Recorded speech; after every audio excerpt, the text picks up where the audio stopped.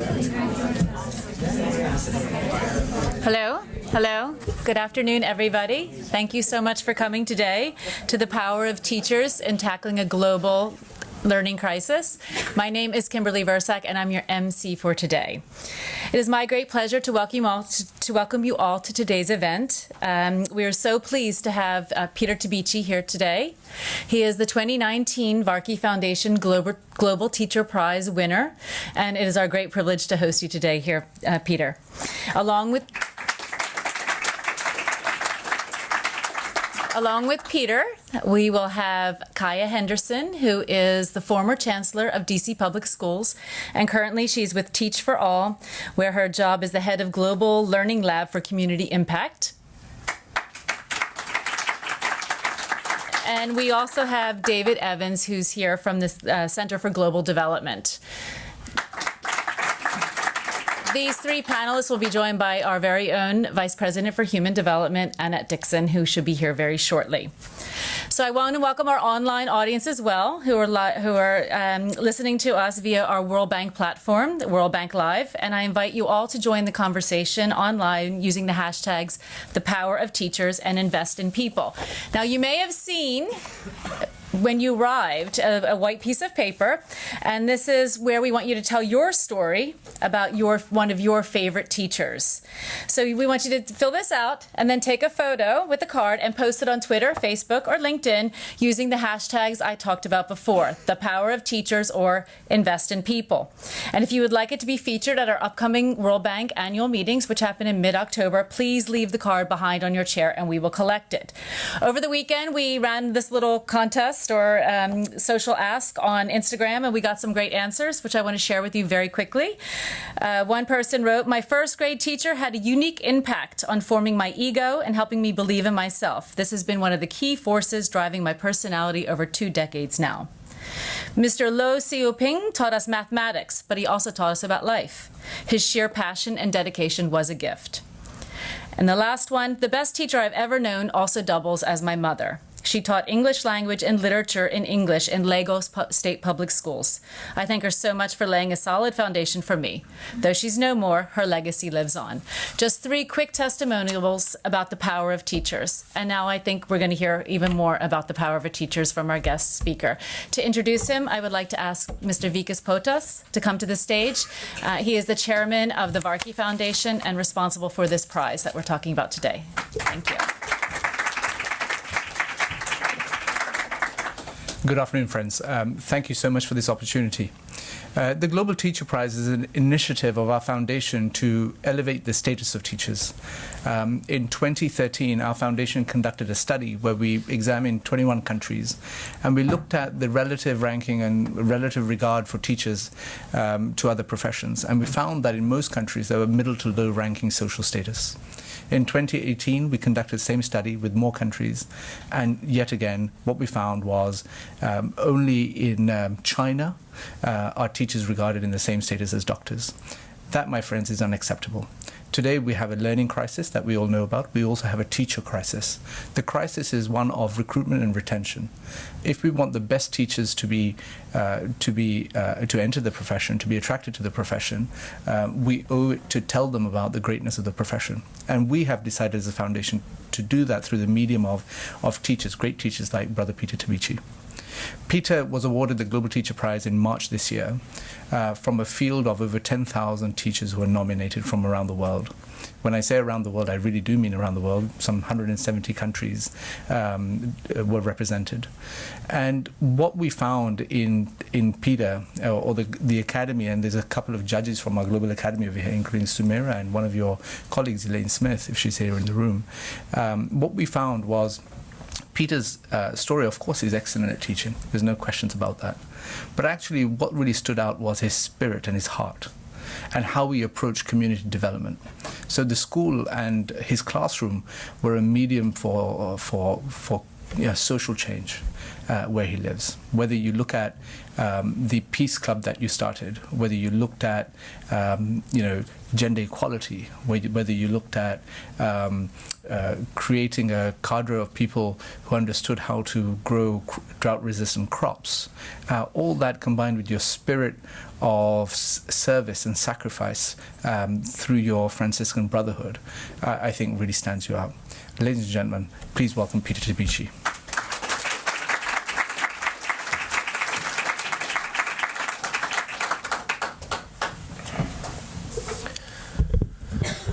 Thanks so much. It is my great honor to be here and privilege all the way from Africa and here now in the US. So I really want to thank God and thank everyone for making those arrangements for me to be here, showing that teachers also have a voice. Teachers can also speak. Teachers can also bring the needed change. So I am as most of you are aware, I'm the winner of the Global Teacher Prize 2019. I teach at Keriko Secondary School, which is Nakuru, Rift Valley part of Kenya. The school is located in a remote area, and you can say that the students go through a number of challenges. They come from poor family backgrounds, like over 95% of them, they come from those humble backgrounds. And then even within the school, they train to kind of struggle to learn in such a kind of environment which is resource constrained, facilities like lab apparatus, and then no classrooms. And then at times you find that the classrooms are overcrowded. So until recently, when the students were seeing that now they are achieving so much, that's when we had now people coming in to support, and we have seen quite we're receiving some good support from the local leaders, the government, and other people. And I can say that it's all about collaboration and really working together and believing in the students. So I was really touched to teach in this school because of those challenges which they go through. Before that, I was working in a private school, which I can say that had most of the facilities for needed for teaching and learning, and then students like that top cream, and then. But now, looking at the other schools around, I say now this really something needs to be done. As an individual, what is it I can do? I know you cannot just have one kind of solution that will solve all the challenges. But as an individual, I said now I'll just make an application. I joined the school in the year 2015. And after joining the school, I found that the kind of environment, the teachers, administration, kind of school administration were very supportive. Very supportive. They have been supporting me all along, and so we work together, and that's why we are able to achieve a lot. So I also appreciate their great work, their effort, what they are doing, and including the local leaders, and what even in Kenya and even the whole of Africa, the kind of struggle they are really working towards achieving their best. But now, unfortunately, they work in those such kind of environments where there are no resources. But despite the resources, I believe that there is, at times, the power is within the teacher. You can be creative. You bring in the creativity needed, and then you can turn things around. And then you also have to believe.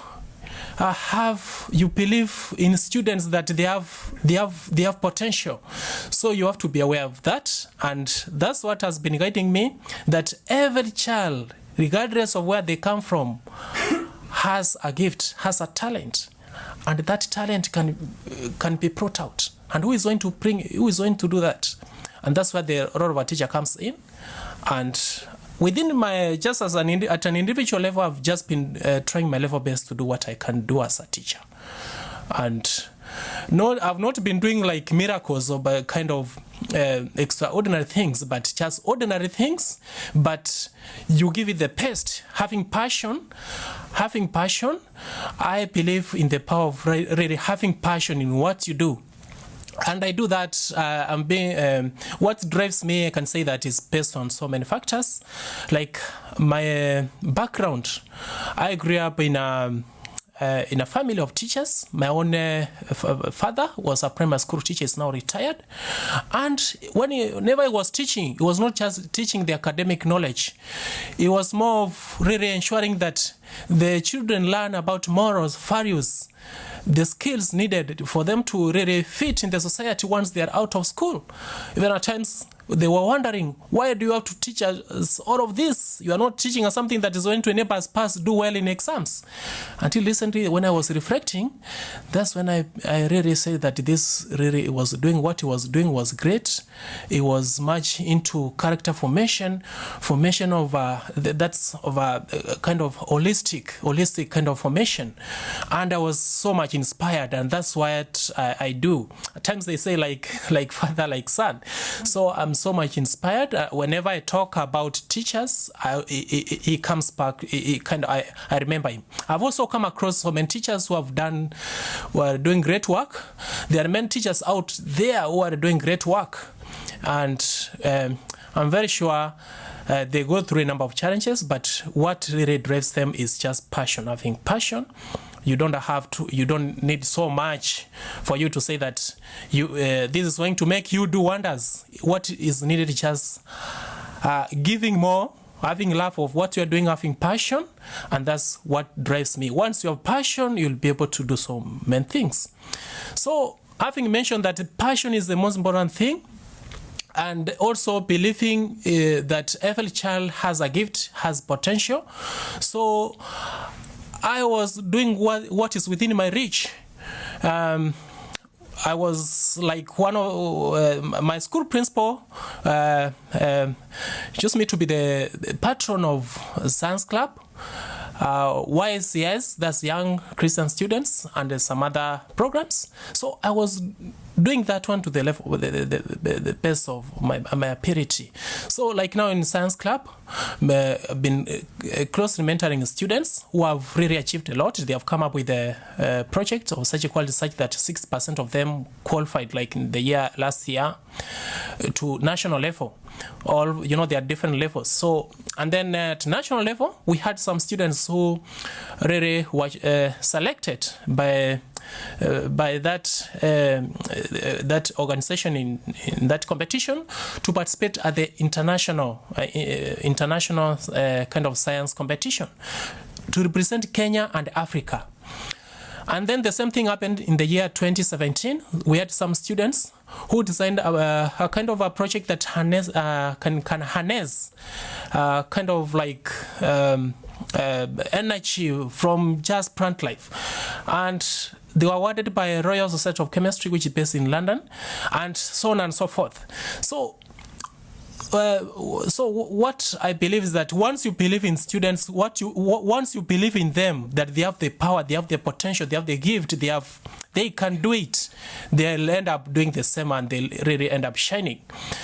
And I also initiated the Talent Nurturing Club. That is a kind of a group that really identifies and nurtures talents of the students, because when I just look at every child, I see something great, and I try to, so I expose them to different activities through such like programs.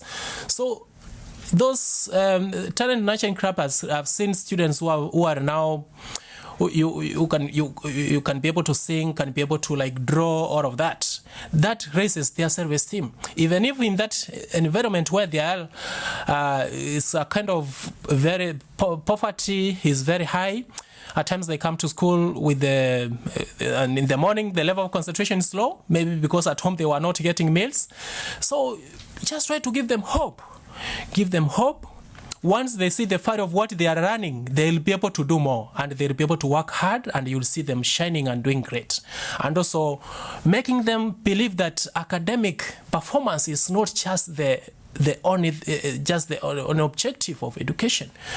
It's all about really this, as I've said, a kind of holistic character formation, and then for them learning skills for that will enable them fit in life. So basically, that's what I've been doing. And then recently, when I won the Global Teacher Prize, it was an opportunity. I saw that this as an opportunity to really even do better and inspire others to really do more, especially I go back really for my students, to kind of an empowerment to really to empower them, to inspire them even do better, and also even do something in the community. Because as a teacher, I believe that you don't just, your role is not just to just go to classroom, you teach and then you go sit at, you just in the house waiting for the salary at the end of the month. It requires one to have that self-sacrifice and passion and going above and beyond. So that's why at times I engage myself, I really try to participate in some of the community activities. And also that's why at times we have like Peace Club as a way of uniting students, because like in that school they come from different backgrounds. They come from we have like 7 tribes, and at times there are divisions. So if you are, as a teacher, if you are not careful, at times you find that those divisions are going to bring a lot of challenges. So you have to look for a way of uniting them. So that's why I initiated the Peace Club, and it is really uniting them. And they do a number of activities like sporting activities. I like jogging, so at times they join and we jog together. And then they also do things like tree planting, and then they also have debates, and then they do a number of things.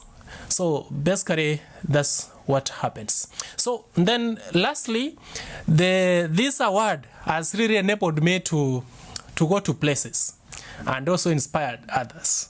I've never been on a plane, so the first time when I was shortlisted top 50, I had an opportunity to go to Dubai, and that was my first time when I had a plane. So it was great. It was really great pressure, and I enjoyed every moment of it. And then I've had a chance to go to many countries.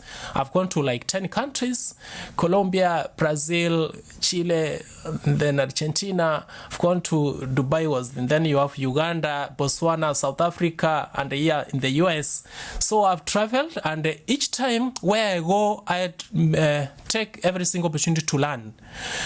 Every day is an opportunity to improve yourself, because the power is within the person. The power is within the person. What is just needed is change of the mindset. Once you change the mindset that you can do, you can shine, and it will happen. It is not a dream, it will just happen. And it happens not just by a miracle, it happens because you really plan for it. You really know that it's, you really work for it, and it will happen. And then once you know that you have the power, you also have you also know, believe in the students, in that you have confidence in them. And once once you are linked, you make the students, once the students know that you believe in them, and yourself as an individual, you know that you have that power. Once that is like connected, I'm very sure a lot is going to be achieved. And of course that can be achieved through collaboration. You cannot work as an individual. You really have to sit down and think of creative ways. So creativity is needed, and at times like where we have like shortage of teachers in Africa, and that can be addressed by really coming up with the creative ways, at times like improvising, because at times you don't have to say that I don't have the apparatus, now I'm not going to teach. So it requires creativity. You have to use like the rocker available, and even at times if you're teaching physics about friction, you just can get like a matchbox and then show about the element of friction. So that requires creativity. And then the other aspect is integration of ICT technology that will really bring a lot of benefit, and that's what I've been doing in our school. As I said at the beginning, is resource constraint. A typical example is where like we have just one desktop computer, but with this award, I know it's an opportunity to, with the time we are really going to have more, the great things are going to happen. Of course, they have already started happening. So I've been trying my level best to integrate ICT and technology into my teaching. One way is by feasting, because we don't have internet in our school. I visited the nearby cyber cafes. We have one in Njoro and at times go to Nakuru town. So I download online materials, at times videos, and then during the week I'm able to show them, project them to the students using the one computer. And then at times when I'm unable to, at times you have to use you have to get the fare and all of that. When I'm not able to travel to Njoro or Nakuru, I use the mobile phone. There's a way you can link it. You buy the data bundles and then you are able to access the content on the laptop. That's what I've been, but that has been very expensive, but it requires sacrifice. I was doing that because I know the benefit it was bringing to the students. And how I wish that is also done, but the other teachers have been doing the same. And that's why I've been taking the initiative of encouraging the other teachers to integrate ICT. At first, it was a bit difficult, but after some time, they were able to see the role of it. And I can say that those teachers where I work, they are very supportive, and I also try to learn. I also learn from them. They have also inspired me, especially my school principal is very, very, very supportive. So. Basically, that's what I can share with you. Unless you have a question, I'll be glad to answer, or any comment or any contribution. Thanks so much.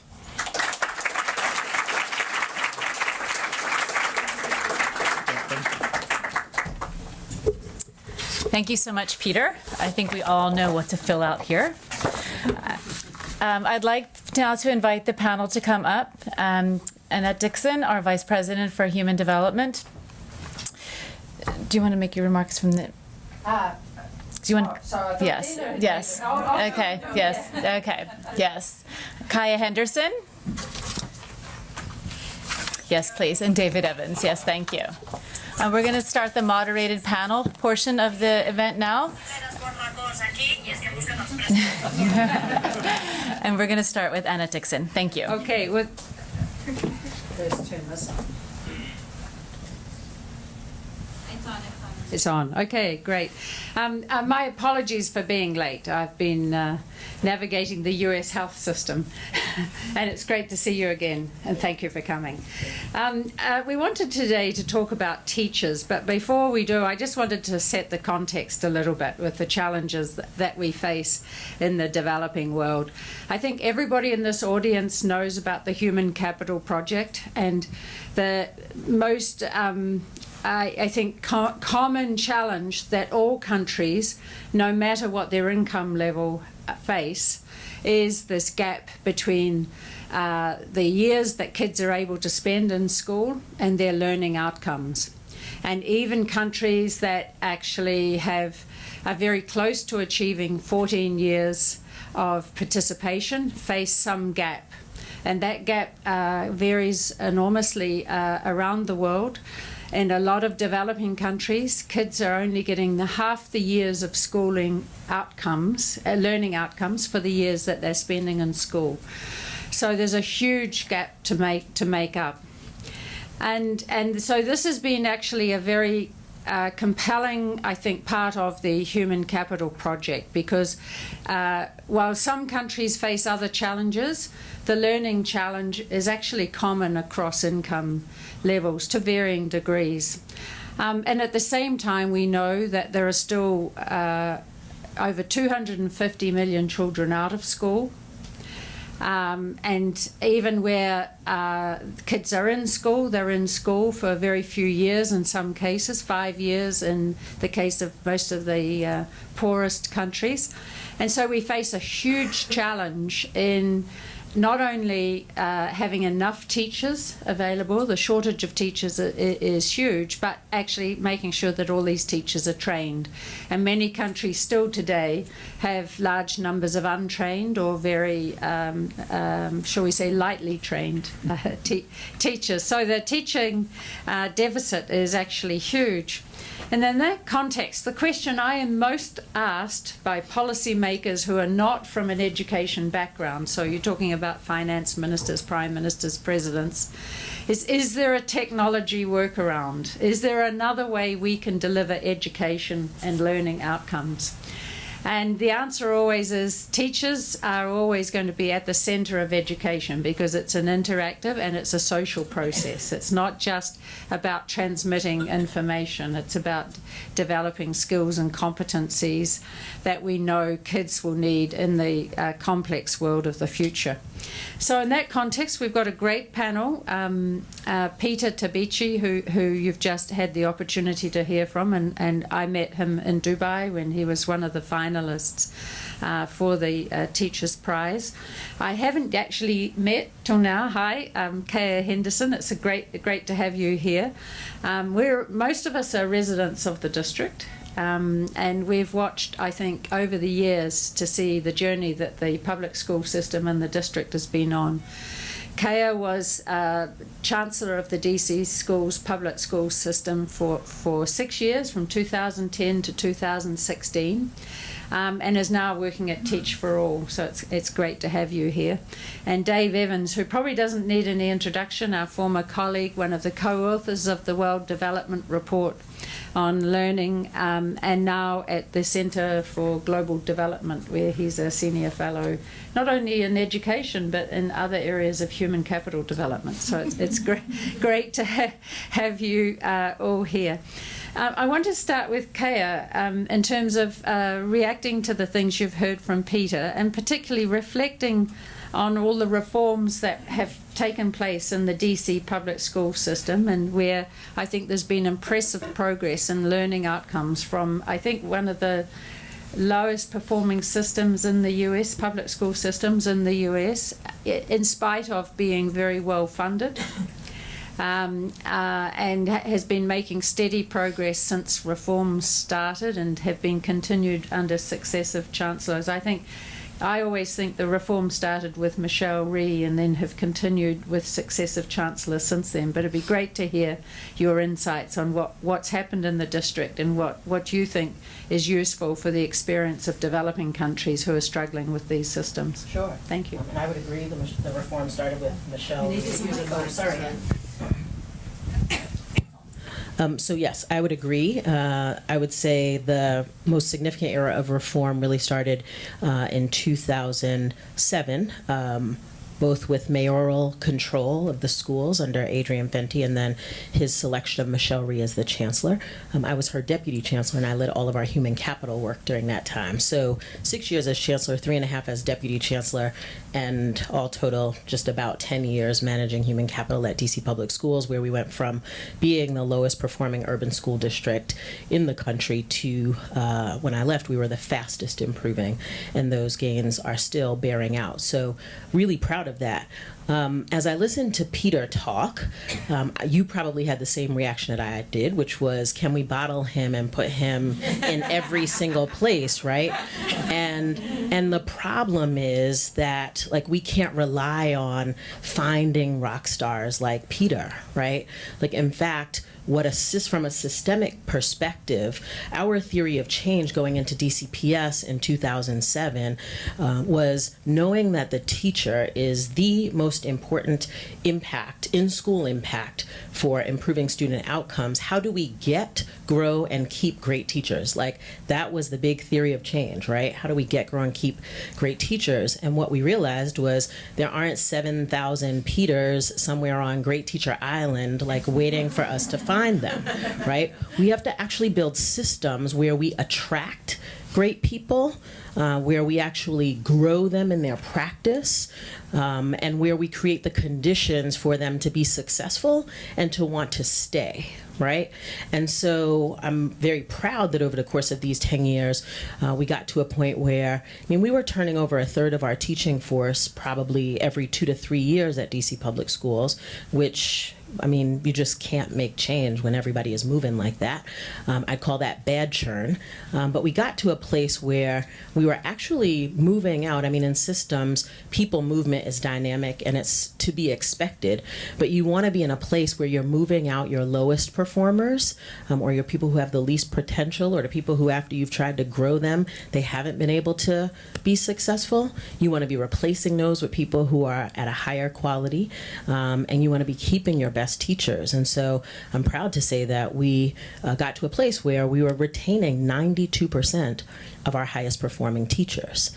How did we do it? And I think we started by listening to teachers, right? When we first got to DC Public Schools, we just did hundreds upon hundreds of listening sessions with teachers to ask them, what is it that would make your life easier? What would make you effective? What do you need? And I think the people closest to the problem actually know what the solutions are. And so teachers told us the expectations that you have for us are different. What our principal wants is different than what the school district says that they want, which is different from what the test is testing. And can you make it aligned so that we're just kind of listening to one set of things, right? Reasonable, right? And so we did that. We set very clear expectations with a teaching and learning framework that laid out what we wanted our teachers to know and be able to do. And we evaluated them against that so that they would know where they were. They asked us to help them improve in areas where they were struggling. And before this, professional development was totally random. Everybody and their mother was providing professional development. We had no idea. We were spending millions upon millions of dollars in professional development. We didn't know if there was any return on our investment because everybody got to choose whatever they wanted to do, provided by whoever, aligned to whatever. And we pulled all of that back and said, nope, we're actually going to ensure that our professional development is aligned to our teaching and learning expectations so we can grow people in the places that we know that they're struggling, so that there is that alignment. Our teachers also told us that they weren't really sure what they were teaching because we didn't have a standard curriculum across the district. And they were not worried so much for themselves, they were worried for their kids. We have high mobility rates in a district, and so they were worried that what they were teaching in the third grade on this side of town might not be consistent with what was being taught in the third grade on the other side of town. And they said, we need a standardized curriculum, and this is what we want to see in it. And so over the course of 3 years, we, with our teachers, developed a curriculum, right? Our teachers knew what they wanted to see in their students, and we paid them to work overtime to work with us to develop a curriculum. We also changed the teacher pay scale. We were paying less than any other jurisdiction in the region, and that all but guaranteed us that we would get anybody who couldn't get a job elsewhere, right? Because if you could make more money doing the same thing somewhere else, you'd go do that. And so we not only became competitive with the surrounding jurisdictions, we actually outpaced. We decided that we wanted to be the highest teacher payers in the region so that we would attract the best people. We also created a pay-for-performance system to say to our highest performers, if you're knocking it out for kids, right, you can see outsized financial gains because we don't want you working at, the shopping mall in the evenings because your salary is untenable. We want you to have a salary where you can focus completely and totally on teaching. And so we changed the salary structure, we created a bonus structure, and we then tried to maximize the learning environment, right? We asked them whether it was facilities, whether it was social and emotional supports. We asked them what would it mean for their job, what would make their jobs easier. And what we did was we built systems for each one of those things, including regular communications with our teachers, right? Even if they told us in the beginning, we need X, their needs change over time. And so we built systems where we were consistently talking to our teachers, listening to our teachers, co-creating solutions with our teachers, and then kind of checking in with them to see where we were. And I think, and finally, I guess I'll say, we also celebrated our teachers. I think the Varkey Prize is an incredible, I went to the Global Skills and Education Forum 2 years ago in Dubai. It is like bananas, right? It's like the Academy Awards on steroids for teachers, and nobody does that. We did our simpler DC version called a standing ovation for DC teachers, where we, used the Kennedy Center, and we effectively did the Kennedy Center honors for teachers. And we had prominent people come in and recognize all of our highest performers were invited to this black tie gala, no picnic with your kids, right? We're going to have an event where you and your family or your spouse or whatever could come and celebrate you. And so we did that every year, to the point that people were proud to be invited to a standing ovation for DC teachers. And so I think what systems need to do is understand that their job is to build the apparatus that will regularly allow you to get, grow, and keep great teachers. We think that as long as we're recruiting every year, that is great. But in fact, I used to say all the time, like, we're in the people development business, right? Like, we grow people. We grow little people into good big people. But if we are not also really good at growing our big people, right? So that, and creating conditions where, then they can let their passion and their talents be unleashed the way Peter is able to do that, then we're not going to win at this game. And so I'm excited that we were able to create a mechanism. There's still churn in DC public schools, but I think there's good churn in that people who don't fit with the culture or who aren't knocking it down for students are the ones who are leaving now. And we see consistent replacement of those folks with pretty amazing and awesome teachers. Great, thanks very much. It's a great story, and one which I think we're all cheering for. Dave, it's good to have you back again. Can you tell us a bit about what research is saying about teachers? What's the answer to the policymaker who says, is there a workaround? Why are teachers still at the centre of the learning process, obviously with the learner? But also, what are the kinds of interventions that we're seeing that are getting the best impact? Thank you. And it's a real pleasure to be here and hear about incredible experiences in Kenya and right here in DC. Well, we see, obviously, every school system is different, and what every school system needs to do is different. So there isn't one intervention that's going to be, all right, this is what we should do in Uganda and Colombia and in Wisconsin. But there are a couple of factors that have to be in place if we want teachers to be motivated. And so the first piece of this is that what people call the hygiene factors, right? So think of it as brushing your teeth for a school system. So if teachers do not have some fundamental things in place, it's very difficult for them to either feel motivated or do their job, right? So if teachers don't come into the classroom with a basic level of knowledge, so we've seen from the Service Delivery Indicators survey, you have a lot of teachers who don't actually have mastery of the content they're supposed to be teaching, right? So it's hard to imagine success. Even a really motivated teacher, I'd love to have a motivated teacher, but I'd also love her to know the mathematics that she's supposed to be teaching me. If teachers are receiving a salary like Kaya was talking about that's so low that they have to go and be doing a hustle all the other time, or if their salary is okay but they're receiving it only half the time, or they're 6 months in arrears, we can say, oh great, the salary levels are wonderful in this country, but they're so irregular. So if we don't have those elements in place, the fundamental knowledge, and a competitive salary that comes on time, then we're just never going to make progress. And a big piece, that can explain part of why one thing that's been really successful across a lot of countries, especially African countries, are just giving teachers really detailed lesson plans, right? Especially where you've got a lot of teachers who don't come in with a strong knowledge level, giving teachers anywhere from just a detailed guide all the way, in some cases, to scripted lessons. If you have a teacher who doesn't have that mastery, this can be an amazing tool. And just fundamental, getting the right information into the classroom so the teacher actually has the answers to the questions our students are asking. So that's half of it. But then the other half, Peter talked about passion. We want teachers with passion. Since we don't have access to Great Teacher Island, like Kaya was talking about, although that's the one reality show that I would watch. We need this second factor, not just these hygiene factors, but we need motivation for teachers. And teachers, they are professionals, and what motivates them, and we heard a lot of this from the DC experience that Kaya was describing, are opportunities to grow as professionals, right? And so the best school systems in the world give teachers these opportunities. And so we see it in Singapore and in the experience in DC, where teachers are paid for time to help develop and improve the curriculum. And we see it not just in rich countries like Singapore and Finland and the United States.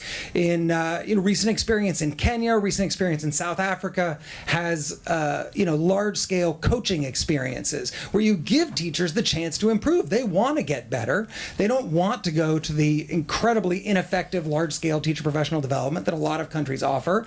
But if another professional comes into their classroom and gives them feedback on how to be better, we've seen that lead to large gains in student learning. And that also provides an opportunity for more senior teachers to continue to grow as professionals as they can be these master teachers. They can play a role in bringing their colleagues up to those who are really knocking out of the park for their students.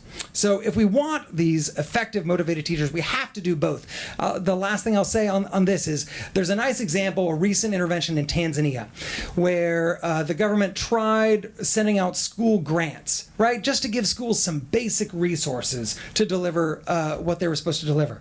There was no impact on student learning. So then in some other schools, they tried pay for performance, right? So if teachers were really leading to more student learning, then so they would feel motivated to work hard at that. Marginal gains. There was some improvement, but not much. Now, when they combined those two together, they saw substantive, consistent gains in student learning, right? So putting together these hygiene factors, right, making sure that the necessary building blocks are in place, and then making sure there's motivation. We've talked a little bit about pay for performance. That's just one piece of that. It has a place. It works in some places. It doesn't work in other places. There are a lot of ways to give teachers opportunities to grow as professionals, to be the professionals that they envision themselves as. And we need those, some element of those in every education system.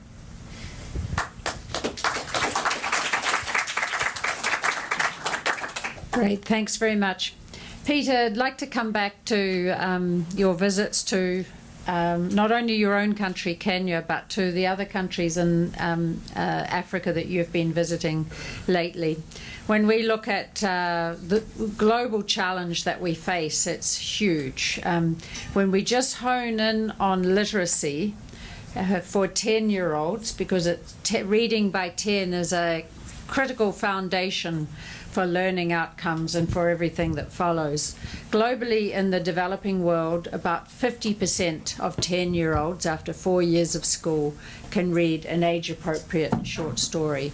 In Africa, we have a much smaller group. I think across Africa, we see that, I had the number here. So 77 of 10-year-olds cannot read a short story, an age-appropriate story, and answer questions about it. So question for you is, as you talk to teachers, you're a teacher, you know lots of other teachers, and you're talking to lots of teachers as you're traveling. What do you think we can do to help teachers to be their best? So I believe in coming up with the ways. Right now I'm just speaking as a classroom teacher. I'm not an expert, but just sharing what I believe. So looking for tools that can really motivate teachers. It has already been mentioned. Recognizing teachers, ways of recognizing teachers, so that it can become like an attractive profession. And also I appreciate one of the ways, like we have the Global Teacher Prize, and that's one way on how showing that teachers can be recognized. Like when I went to Dubai, that teachers are given a red carpet. You walk through a red carpet. And I was able to be on the plane for the first time. So that kind of recognition, it makes one feel proud. And then the other thing is really doing some training. I can say that I went to, after my high school, elementary education, yes, there were a number of challenges. Even high school, I went through a number of challenges. I also went to college. Even the college was also a number of challenges. I got education, which maybe a few counterparts where I come from, the village, cannot get. So, but I did not say that, let me stick to what I learned. You know, each day I see that that is an opportunity to improve myself. So, I believe in a ways of training teachers, and the teachers can also take an initiative to train themselves, like the way I do. At times I go online, I have to learn so much. You have to get that creativity to learn something new. You know, at times there is that challenge of sticking to the traditional ways of teaching. You know, at times what used to happen, I don't know whether it is still happening, where you find that teachers just go to class, they lecture, and then the students can say that, oh, that teacher is able to memorize everything that is in the textbook. No. And then leaves. You know, at the end of it, that's like a traditional way whereby it is teacher-centered and it's not learner-centered. So it has to be learner-centered, and the teacher has to learn that. And so it requires that a teacher to be very creative, and you have to take every single opportunity to learn. Like now, there are a number of opportunities which you have been given, like in Kenya. So the government has kind of ways on how to train teachers. So whenever I hear that there are those opportunities, I go and participate and also try to really ensure that I pick something new. And then when at times I feel that there's something I've missed, something is not working well, I go online. I try to get some external help. So at the end of it, you find that I'm able to improve myself. So basically, that's what I can say. That's what teachers can happen to really make teachers give their best. And then the other thing is also to improve on the conditions. Of course, that has been mentioned, the working conditions, you know, whereby at times teachers can be given a lot of work, the workload is too much, and then you know, they go through a number of challenges. So if there is a way a way of really improving those working conditions, I'm very sure that's also going to make teachers give their best, and also look for ways of recognizing teachers who really are doing right. Someone who is able to perform should be recognized, or there should become some ways of recognizing those teachers. Yeah. Great, thanks very much. I think we have time for just one or two questions. Two more quick ones. Two quick questions. Please. I need the mic. Can I have the back? Thank you.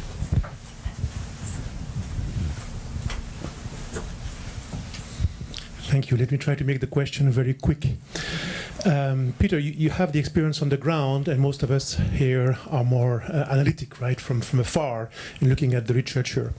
One of the things that several people mentioned was the need to invest in professional development, make the teaching profession attractive with decent salaries and all of that. It was also mentioned, for example, that performance pay for teachers, for some teachers who do very well, might lead to some results, and there's a lot of debate about that. There's also a risk of this kind of interventions in terms of the spirit that is at the school.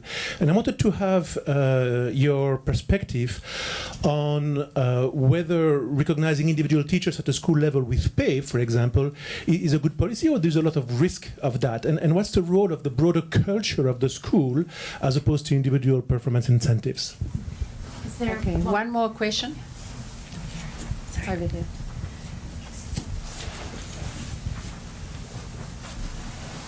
Thank you. Thank you all, and thank you, Peter, for traveling so far to be with us today. I wanted to ask you a similar question to the previous one, but a bit different. I'm wondering if you have attended trainings that you thought were particularly useful, and what were some of the characteristics of those trainings that you found to be quite useful? Or conversely, if you have attended trainings that you found to be particularly not useful, and why you found those to be particularly not useful. Okay, please. Okay, thank you for the questions. Let me to the first question. I can say that generally teachers do a lot. They struggle. And at times they are not given the recognition. People are given recognition. Maybe you might agree. I don't know whether you will agree with me or not. You find that people are given recognition and not teachers. Teachers, they are just down there, in the bush. So we also have to look for ways of also making them shine, also really recognize them. But I can say that majority of the teachers are doing it right. It's only that at times it's just a few challenges here and there. So, so the ones who come out that they are doing it, getting right, they should be recognized. But I believe in that. But also, okay, there could be a debate as when you recognize one person. Okay, I don't know exactly. I'm not an expert, but I believe that every teacher deserves a recognition.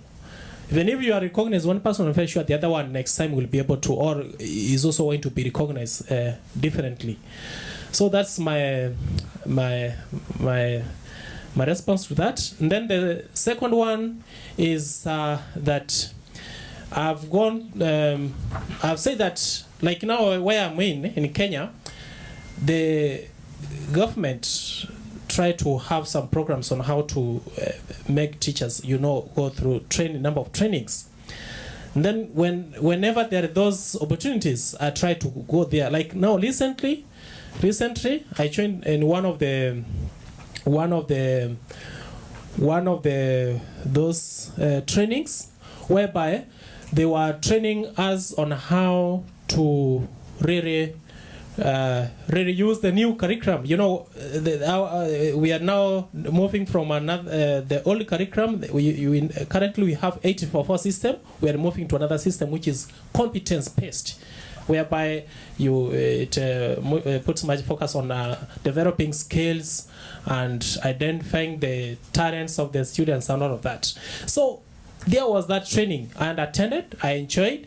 I can say that I enjoyed every bit of it. I was able to learn new things, and they also give us some materials. So whenever there are those trainings, I normally try my level best to attend, and every time I enjoy every bit of it. And I'm very sure that's the way, because it's really going to give us the new ways maybe our approaches on how we can treat, how do we teach, all of that. Yeah. Yeah, please. Yeah, I just wanted to say on the teacher pay thing, two things. One is I find it interesting that we asked the question about the culture of the school being affected when we award individual teachers performance pay, but we don't ask that about the culture of any other organization, right? A school is like every other organization. There are lots of organizations where people get individually recognized, and it doesn't spoil the culture of the organization.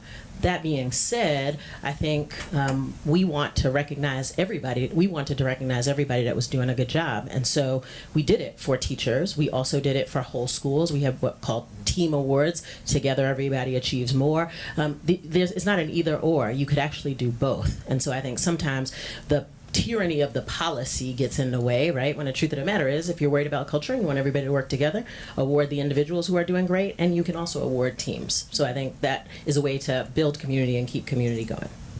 Sounds very close to home too for us in the World Bank. Dave, any last thoughts? I'll just say something on this teacher training point. In a recent study, we asked teacher trainers in about 15 countries what teachers liked. So separately, we looked at a bunch of studies of what seems to be the most effective in growing student learning. But it's hard to imagine an effective teacher training that teachers don't like, right? Where they don't think it's interesting. And fundamentally, it lined up with what we see from the evidence on what grows student learning, which is teachers like trainings where they have a lot of opportunities to practice with each other, right? So they don't like trainings where they're sitting for full days watching a lot of PowerPoints, which amazingly is what a lot of teacher professional development looks like. They like opportunities to learn new skills and then practice them. The most effective trainings had teachers practicing more than half of the time that they're in these trainings. And they like trainings where they have an opportunity for their voice to be a part of what's needed, exactly what Kai was describing within the DC reforms. So that's the kind of training that we see, the kind of professional development that teachers themselves want, and that leads to bigger gains in student learning. Great. I think that's a great note to end on. And I want to thank the panelists, and particularly Peter and the Vaki Foundation for having facilitated you to join us today and having come so far. It's great that you could be here.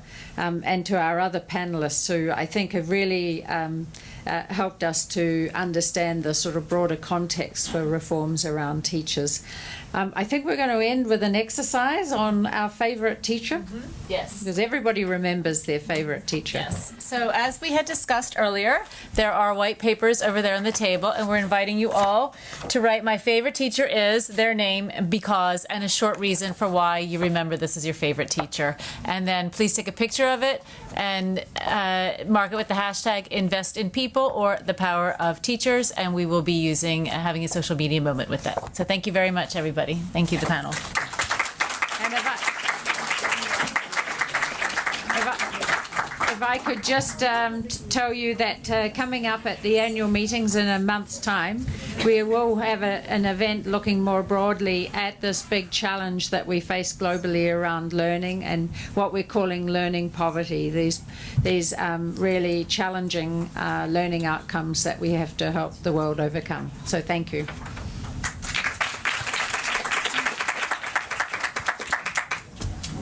Thank